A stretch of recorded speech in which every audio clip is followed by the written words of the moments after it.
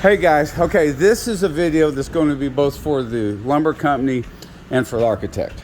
And I just figured I'd cover everything in one move. This will help everybody in future use.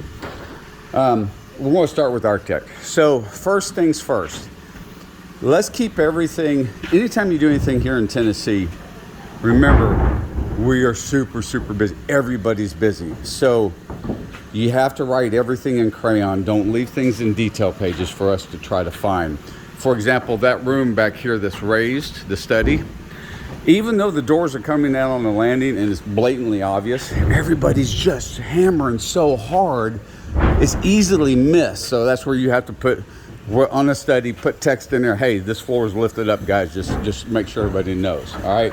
It's just gonna help you in future use. We'll talk about the stairs in a minute. Now, engineers. So you see this large opening. This is set up for 2x12.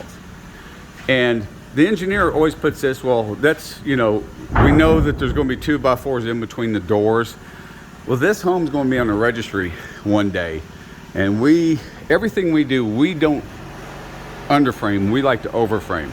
So anytime you have a long opening like this, you might as well make an LVL, because if you do 2x12, I'm going to nix that right out of the gate and order LVLs to go in it. I want the 2x4s to help support the door. I don't want them to help to carry any weight, especially singles. And today's pine is simply not yesterday's pine. It just can't, it'll bow. So we don't want to take chances. Exceptions are that right there, where we know there's two windows and we have two 2x4s nailed together acting as a structural post. And here, of course, the order's going to come in here in just a minute. Obviously, we want LVL. All right, moving along. I just want you guys to see how fast we're going. And that's another key point. We're moving so fast. They'll be done in a week and off to another house, building another big one. It's just one after another, after another, after another. Now, getting into the garage, this was kind of plain in the plans, and then when the engineer got done, it was a 2 foot by 2 foot recess, and really it needs to be the same size as the study. So this is what we sent back to you guys to redraw so that we could have the recess opening, because when he puts this window in here, we need that light to come into the garage the same as it does the study. We don't want just a little pocket up in there like they used to do in the 60s. We want to make it right. Now we're coming to an issue. In the plans, this stair tread was supposed to line up right here.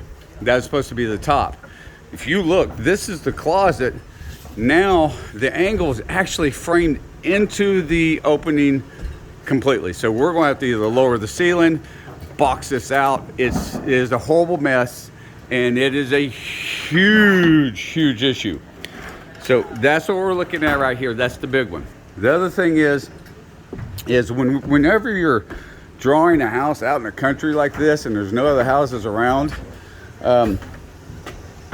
things to think about. The engineer gets done with the plans and he wants, you know, the architect says we want a solid roof line all the way across here. Well, then the engineer designs our header systems. Now we're going to wind up with 9 foot ceilings, 8 foot walls. It just wasn't working out. So let's keep it simple. This is where a conversation you have with the contractor and say, hey, any other houses in the area? And as you look around, you'll see we're out in the country. And so what we did, change order. We just went 10 foot ceilings. It only cost $3,800 more for the lumber. And since we caught it early, that man right there, who's the framer, isn't going to charge me any more labor. And look at how open this is. This is so awesome. It's beautiful. All right, I'm gonna wrap that up. If it doesn't make any sense, feel free to call me, 615-578-1590. Thanks, bye.